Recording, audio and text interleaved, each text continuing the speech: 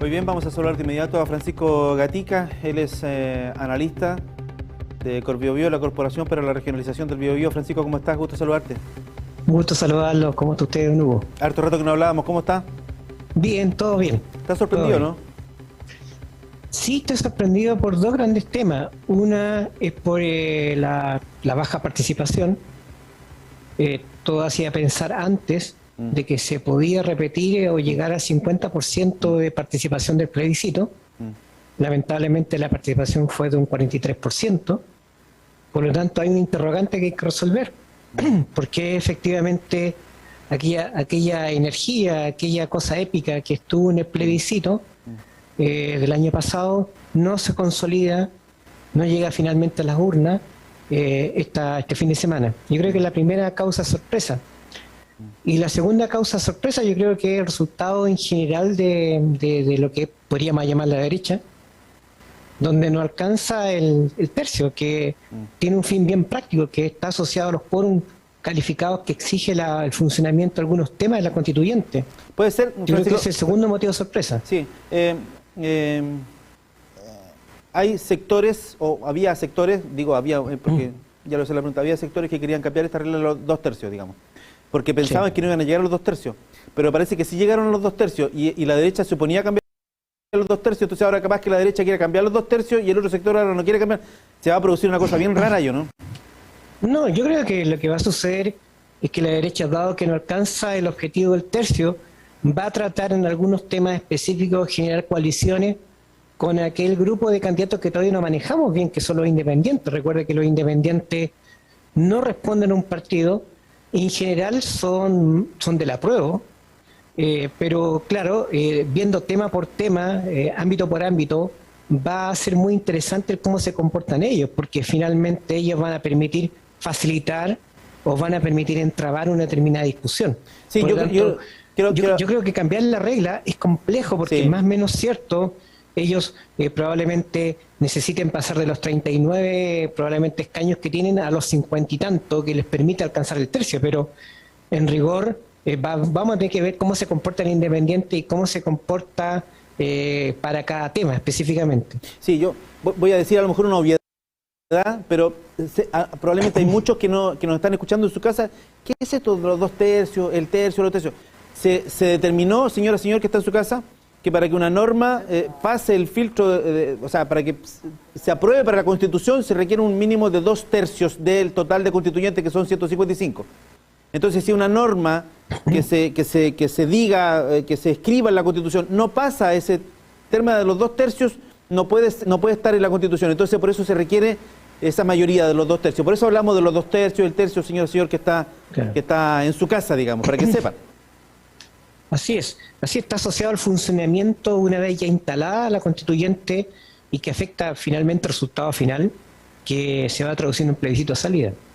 Es imposible decir a estas alturas, digamos, cuál es el giro que va a dar la Constitución de Chile, Francisco. Se lo pregunto en términos del espíritu que tiene la actual Constitución, una Constitución que apoya el libre mercado, qué sé yo, y es imposible saber hacia dónde se va a ir la nueva Constitución, o ya podemos más o menos saber para dónde va la cosa. Yo creo que claramente podemos ya determinar que van a haber ciertas claridades, por ejemplo, el desarrollo o la presencia de ciertos derechos, por ejemplo, el tema del agua, el tema de la educación, el tema de las pensiones, van a estar en la discusión. Yo creo que va a haber un consenso en ese tema, por lo menos dentro de los 2/3 que ya están, que son temas que hay que regular. La Constitución del 80 es una Constitución que está principalmente determinada por el mercado. Esa es la impronta. Por lo tanto, hay claridad a partir de lo que sucedió en octubre del 2019. Se refrenda en el plebiscito del 2020 y ahora lo vemos con la constituyente de que eso va a ser revisado y probablemente tengamos una Constitución que pase de la definición de mercado a una Constitución que regula mucho más y que garantice ciertos derechos. Yo creo que ese va a ser el cambio principal. Pero también van a haber temas que no van a estar en materia de Constitución y que van a tener que ser revisados en otros lugares. Por lo tanto, va a haber también una claridad, un ajuste de expectativa de estos constituyentes. Si uno mira, por ejemplo, los discursos antes de eran sumamente dispersos, pero ya en el funcionamiento de la constituyente se va a ir comprobando que hay temas que son materia de la constituyente, hay temas que son materia de ley tradicional, hay temas que están en otros espacios que se tienen que discutir. Entonces vamos a ver un ajuste de expectativas donde por un lado el constituyente va a ir viendo con más claridad cuáles son las coaliciones, cuáles pueden ser los temas que puede discutir, y la ciudadanía también va a ir aprendiendo de cómo se va a ir dando esta discusión dentro de esta asamblea. Ya, avancemos. Sí.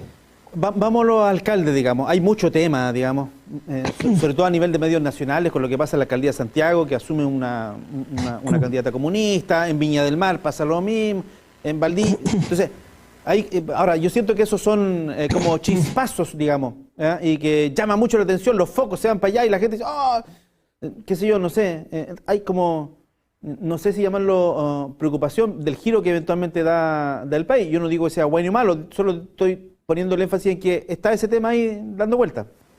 Sí, yo creo que hay que entender que es difícil extrapolar la elección de alcalde a un eventual escenario presidencial. Sí, no claro. hay que cometer ese error, porque cuando se elige alcalde, las personas están eligiendo a alguien que es mucho más cercano.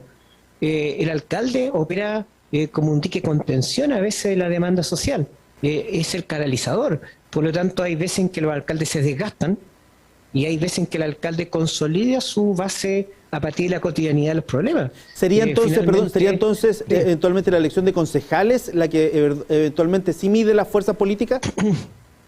Yo creo que hoy día, no me atrevo yo a decir qué puede medir las fuerzas políticas. Yo creo que hoy día el escenario es muy cambiante. Lo que hemos aprendido con esta elección es que la manera tradicional que teníamos de ver los partidos políticos ya está empezando a ser disfuncional. Hoy día las personas tienen un voto que es distinto, que hay que estudiar, que incluso para muchos de nosotros el fenómeno de la participación ya era una incógnita, Sí. pero claro, hoy día los partidos políticos en general, salvo yo me atrevo a decir Revolución Democrática y otra colectividad más, en general están mal parados. Y sucede que para la figura de la elección presidencial necesitamos un liderazgo emergente, por lo tanto no podemos extrapolar lo que pasa hoy día con lo que puede pasar en la presidencial, sin un error metodológico. Yo sí creo que lo que está hoy día en claridad es que los partidos políticos como estructura jerárquica que define este candidato va y este candidato no va, y esto es lo que yo creo, en este territorio ya no está funcionando. Vamos a la elección de gobernador regional, tenemos segunda vuelta.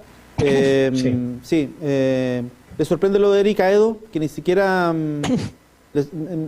lo que pasa es que yo lo decía cuando dimos el resultado del CERVEL final, que Erika Edo representa la política tradicional, en términos de que pertenece a un partido político, que es la democracia cristiana. A propósito, la democracia cristiana se derrumbó en estas elecciones, pero bueno. Aparece Ana Araneda, una ecologista que saca una gran votación. Finalmente el tema se resolvió como muchos pensaban que se iba a resolver, entre Rodrigo Díaz y Flor Beise, que aglutina a la derecha como un solo personaje, digamos. Pero ojo, Ana Araneda es súper potente y Erika Edo ahí queda con... Yo pensé que iba a ser más peleado el asunto entre Erika Edo, Rodrigo, y no sé, en fin. Sí, yo concuerdo con usted en diagnóstico primero. Erika Edo es un candidato a los partidos políticos, él incluso hizo una candidatura con los alcaldes también muy interesante. Erika Edo finalmente saca el 15% de los votos y la candidata Araneda efectivamente saca un 12,28. Yo creo que lo interesante de esta segunda vuelta es que vamos a tener dos candidatos a gobernador que tienen experiencia en el manejo regional. Recuerda que Rodrigo Díaz fue intendente, Flor Beise fue presidenta del Consejo Regional, por lo tanto no estamos hablando de quizá una discusión que se va a dar a partir de una experiencia que ellos tienen. Esto no significa la ventaja que tiene Díaz, de 27% sobre 19% es grande, pero no le asegura tampoco llegar a ser gobernador. ¿Por qué? Porque vamos a tener dos dudas. Primero, los votos no son endosables. El voto a Edo, Araneda y Sandoval no van a ser endosables tan fácilmente. Tienen que haber conversaciones, están más próximos a la presidencia de Díaz, pero esto no es automático, por lo tanto Díaz va a tener que generar una campaña mucho más abierta para poder captar ese 36,7% de estos tres candidatos.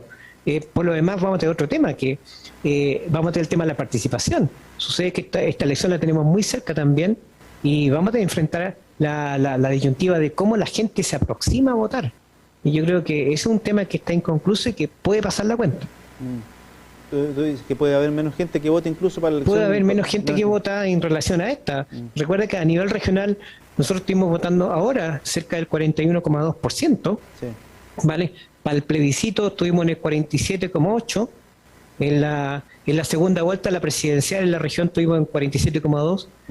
Y sucede que ahora, el fin de semana tuvimos 4 elecciones. Técnicamente ahora esto se va a juntar probablemente con primarias, si mal no recuerdo. Entonces va a haber una presión muy fuerte de los candidatos a gobernadores a que la gente vaya a votar, y eso es muy bueno también porque va a exigir ventear mucho más lo que esta nueva institucionalidad del gobernador. Hay comunas que a mí me impresionaron, por ejemplo, en San Pedro de la Paz votó el 41,4%, en Concepción el 40%, o sea, en general las zonas densamente pobladas fueron mucho más reacias a ir a votar, y curiosamente zonas que son más rurales, estoy mirando acá Alto Biobío, Antuco, zonas que son más complejos, llegaron a porcentaje del 59% de participación. Por lo tanto, yo creo que sí el gobernador va a tener que enfrentar, y eso es bueno, en la disyuntiva de cómo lleva a la gente a votar, y eso va a permitir que ellos todavía aclaren mucho más el cómo se van a ir instalando, la importancia de esta institucionalidad, el cómo esto es trascendental para la región. Muy bien, Francisco Gatica, haciendo un análisis muy grueso, por supuesto, muy grueso. Aquí uno puede estar días conversando sobre el tema. Tal vez no tengo alguna duda sobre si vamos a ver en algún restaurante del centro penquista ahí a Rodrigo Díaz y Ari Cayo tomando su cafecito. Va a estar interesante eso. Muchas gracias, Francisco. Muchas gracias a ustedes por la invitación y muchas gracias, Hugo. Que esté muy bien. Suerte. Francisco Gatica de Cor Biobío, Corporación para la Regionalización del Biobío, haciendo un análisis somero, por supuesto, de lo que fue el resultado de esta elección.